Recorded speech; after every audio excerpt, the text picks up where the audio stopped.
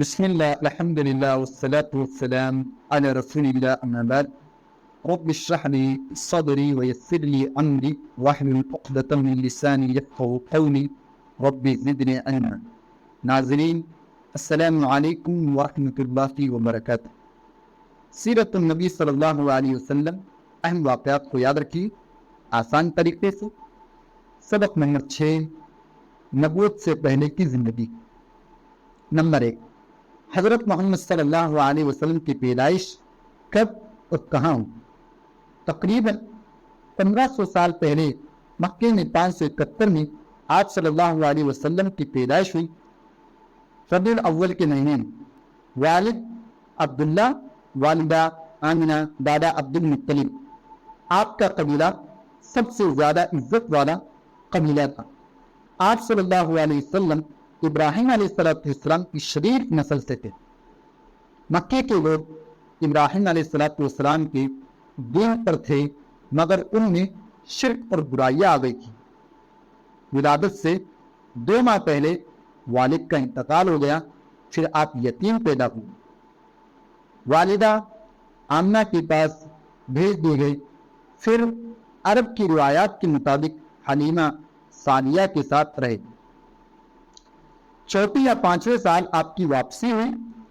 6 سال میں والدہ کی وفات ہوئی. پھر آپ کی پرورش دادا عبد المطلب نے کی. 8 سال میں دادا کا انتقال ہوا. پھر آپ نے چچا ابو طالب کے پاس پرورش پائی. بچپن ہی میں اتنے سارے غم ملے تو اس انسان کا کامیاب ہونا بہت مشکل ہے. لیکن اللہ تعالیٰ نے آپ صلی اللہ علیہ وسلم کو اللہ نے دنیا کا عظیم شان اور کامیاب انسان بنا دیا. یہ کامیابی بھی رسول صلی اللہ علیہ وسلم کا ایک معجزہ ہے. نمبر 2 کتنی بار آپ صلی اللہ علیہ وسلم نے شام کا سفر کیا اور آپ کی نکاح کب تھی؟ پہلی بار 12 سال میں چچا کے ساتھ آپ صلی اللہ علیہ وسلم نے شام کا سفر کیا، لیکن درمیان ہی سے حفاظت کی خاطر واپس کر دیے گئے.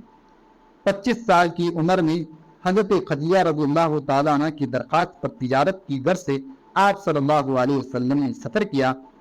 اس تجارت میں حضرت خدیجہ رضی اللہ تعالیٰ عنہ کو خوب نفع ملا اور آپ صلی اللہ علیہ وسلم کی دیانت داری سے بہت متاثر ہوئی اور انہوں نے نکاح کا پیغام بھیج دیا. آپ صلی اللہ علیہ وسلم کی عمر 25 سال تھی، جبکہ خدیجہ رضی اللہ تعالیٰ عنہ کی عمر 40 سال کی تھی. حضرت خدیجہ رضی اللہ تعالیٰ عنہ 40 سال کی تھی، معزز اخلاق والی خاتون تھی. اگرچہ وہ بیوہ اور بچے والی خاتون تھی، لیکن انہی کے ساتھ رسول صلی اللہ علیہ وسلم نے تقریباً 25 سال گزارے.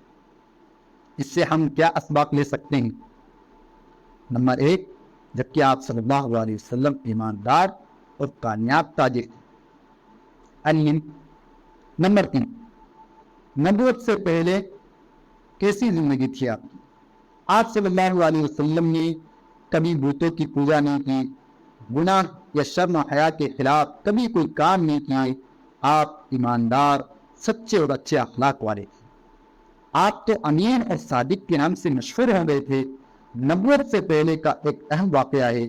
بعض لوگوں نے ظلم سے روکنے کے لیے ایک معاہدہ کیا. معاہدہ حلف الفضول میں آپ صلی اللہ علیہ وسلم نے شرکت کی. آپ صلی اللہ علیہ وسلم فرمایا کرتے تھے کہ اگر ابھی مجھے کسی ایسے معاہدے کی دعوت دی جائے تو میں اسے قبول کروں گا. بیت اللہ کی تعمیر کے وقت حجر اسود کے بارے میں قبائل میں جھگڑا شروع ہوا. حجر اسود کو اس کی جگہ پر رکھنے کا موقع آیا تو ہر قبیلہ یہ چاہتا تھا کہ نصب کرنے شرف اسے ملے. آپ صلی اللہ علیہ وسلم کو اس جھگڑے میں فیصلہ کرنے کا موقع ملا تو آپ صلی اللہ علیہ وسلم نے حجر اسود کو چادر میں رکھا اور ہر قبیلے کے ایک نمائندے سے فرمایا کہ اس چادر کے کناروں کو پکڑ کر اٹھائیں. پھر خود آپ صلی اللہ علیہ وسلم نے حجر اسود کو اس کی جگہ پر رکھ دیا. سب لوگ اس پر بہت خوش ہوئے. اس سے کیا اسباق لے سکتے ہیں ہم؟ ظلم اور لڑائی کو روکنے میں دلچسپی دکھائی آپ نے، تو ہمیں بھی اس پر عمل کرنا چاہیے۔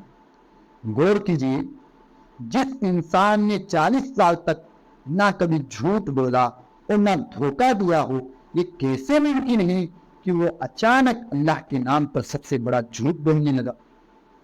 علم سیکھیے، سکھائیے اور ویڈیو کو زیادہ سے زیادہ شیئر کیجیے۔ اگلے سبق سے ہم رسول صلی اللہ علیہ وسلم کی سیرت کے اہم واقعات کو انگلیوں پر سیکھنا شروع کریں گے انشاءاللہ۔ جزاکم اللہ خیر۔ دعا ہے اللہ رب العالمین سے کہ اللہ رب العالمین ہمیں سیرت النبی صلی اللہ علیہ وسلم پڑھنے، آپ کی اتباع کرنے، عمل کرنے اور لوگوں تک دین کا پیغام پہنچانے کی توفیق عطا فرمائے۔